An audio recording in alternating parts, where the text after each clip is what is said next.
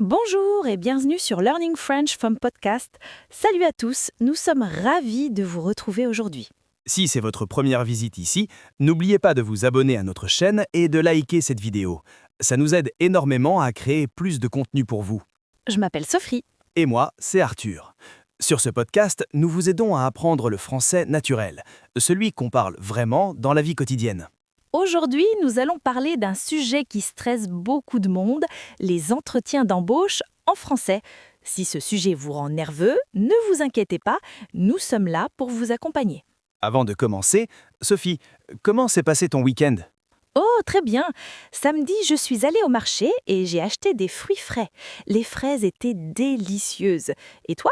Moi, j'ai passé dimanche après-midi à lire dans un parc. Il faisait un temps magnifique.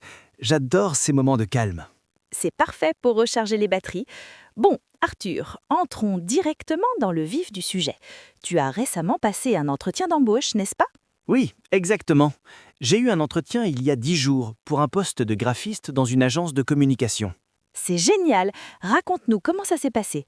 Comment as-tu trouvé cette offre d'emploi ? J'ai trouvé l'annonce sur un site spécialisé dans les métiers créatifs.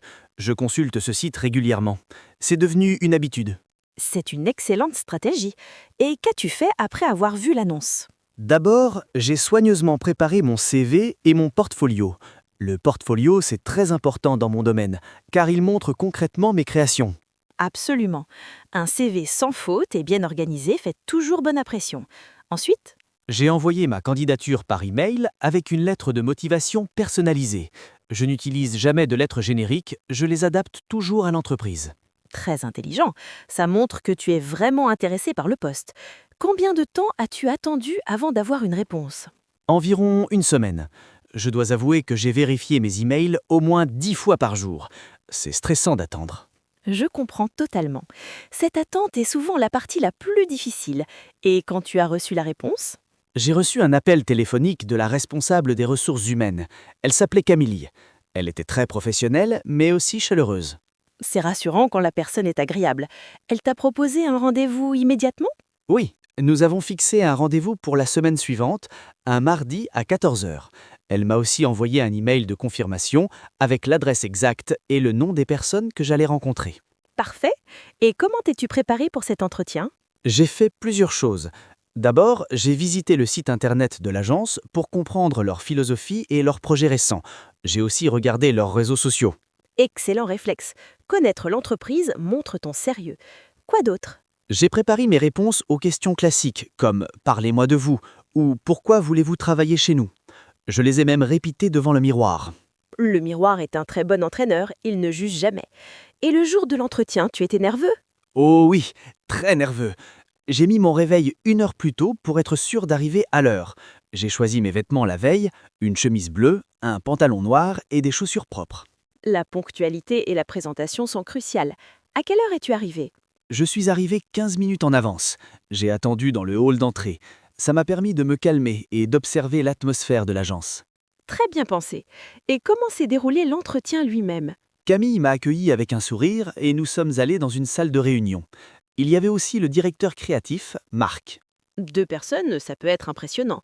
Quelle a été leur première question ? Marc a commencé par dire « Bonjour Arthur, merci d'être venu. Installez-vous confortablement.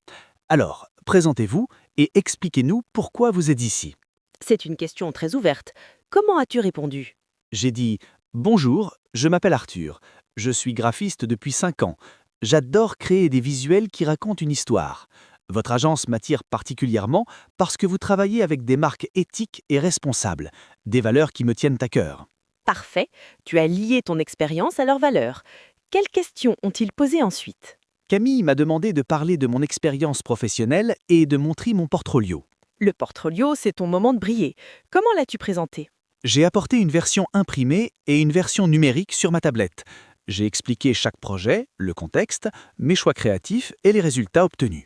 Très professionnel. Ils avaient l'air intéressés ? Oui, Marc a posé beaucoup de questions sur mes techniques et mes inspirations. On a eu une vraie conversation passionnante sur le design. Ça devait te mettre plus à l'aise. Quelles autres questions ont-ils posées ? Camille m'a demandé quelles étaient mes qualités principales. J'ai répondu que j'étais créatif, rigoureux dans mon travail et que j'aimais collaborer avec d'autres personnes. Et pour les défauts ? cette question piège que tout le monde redoute. Oui, elle me l'a posé aussi. J'ai dit que parfois je suis trop perfectionniste, ce qui peut me faire perdre du temps, mais que j'apprends à respecter les délais en fixant des limites de temps pour chaque tâche. Excellente réponse. Tu transformes un défaut en montrant que tu travailles dessus. Ils ont parlé des conditions de travail? Oui, Camille m'a expliqué les horaires qui sont flexibles et le salaire. Elle m'a aussi parlé de l'équipe qui compte 8 personnes. Et toi, tu avais préparé des questions pour eux? Oui, j'en avais 3. La première était « Comment décririez-vous l'ambiance de travail au sein de l'équipe ?» Bonne question, ça montre que tu t'intéresses à l'environnement humain. Qu'ont-ils répondu? Marc a souri et m'a dit que l'équipe était comme une petite famille créative, qu'ils déjeunaient souvent ensemble et organisaient des brainstorming collectifs. Ça a l'air sympathique. Quelle était ta deuxième question? J'ai demandé quels sont les projets à venir pour l'agence. Je voulais montrer que je pensais déjà à l'avenir. Intelligent. Et ta troisième question? Est-ce qu'il y a des possibilités de formation continue? Parce que dans le graphisme, il faut constamment se former aux nouveaux outils. Parfait. Poser des questions montre ton engagement. Comment l'entretien s'est-il terminé?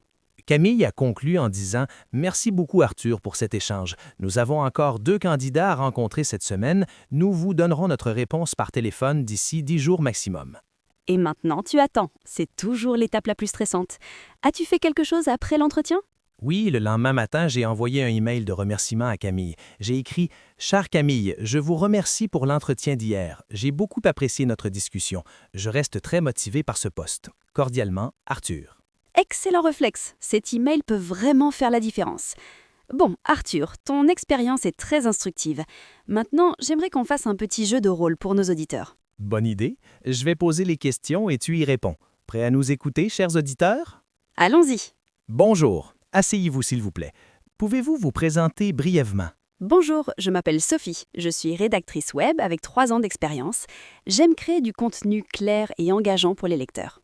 Pourquoi souhaitez-vous rejoindre notre entreprise? J'admire votre approche innovante du marketing digital. J'ai lu plusieurs de vos articles de blog et j'aimerais contribuer à cette qualité de contenu. Quelles sont vos principales qualités professionnelles? Je suis organisée, créative et j'ai un excellent sens du détail. Je respecte toujours les délais et j'aime travailler en équipe. Parfait. Vous voyez, chers auditeurs, c'est comme ça qu'on répond aux questions de base. Maintenant, parlons du vocabulaire important. Excellente transition. Rappelons quelques mots essentiels. Le CV, c'est le document qui résume votre parcours professionnel et vos compétences. La lettre de motivation, c'est le texte où vous expliquez pourquoi vous voulez ce poste spécifique. Les qualités, ce sont vos points forts, comme être ponctuel, organisé ou créatif. Les défauts, ce sont vos points faibles, mais attention, il faut toujours montrer qu'on travaille à l'améliorer. Le recruteur ou la recruteuse, c'est la personne qui mène l'entretien et qui va décider si vous êtes sélectionné. Et maintenant, quelques conseils pratiques pour réussir un entretien d'embauche en français. Premièrement, la préparation. Renseignez-vous sur l'entreprise, préparez vos réponses et répétez-les.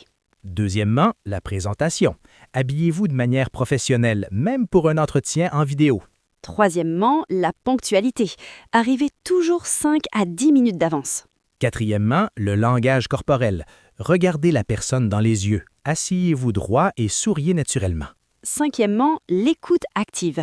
Concentrez-vous sur les questions et n'ayez pas peur de demander de répéter si vous ne comprenez pas. Et sixièmement, le suivi. Envoyez toujours un email de remerciement le lendemain. Voilà, vous avez maintenant toutes les clés pour réussir votre prochain entretien d'embauche en français. Avant de terminer, nous avons une question pour vous, nos chers auditeurs. Nous aimerions savoir quel a été votre meilleur ou votre pire entretien d'embauche. Racontez-nous votre expérience dans les commentaires ci-dessous. Vos histoires nous aident tous à apprendre ensemble. N'hésitez pas à partager, même les expériences amusantes ou embarrassantes. Et si vous n'avez jamais passé d'entretien en français, dites-nous quel est votre travail de rêve. Si cet épisode vous a été utile, pensez à liker cette vidéo et à la partager avec vos amis qui apprennent le français. N'oubliez pas de vous abonner à Learning French from Podcast pour ne manquer aucun de nos prochains épisodes. Nous publions du nouveau contenu chaque semaine pour vous aider à progresser en français de manière naturelle et amusante. Merci infiniment d'avoir passé ce moment avec nous aujourd'hui. Nous savons que votre temps est précieux. Continuez à pratiquer, continuez à croire en vous. Chaque jour de pratique vous rapproche de la maîtrise du français. De la part de toute l'équipe de Learning French from Podcast, nous vous disons à très bientôt. Bonne chance pour vos futurs entretiens d'embauche. Vous allez réussir. Au revoir et à la prochaine.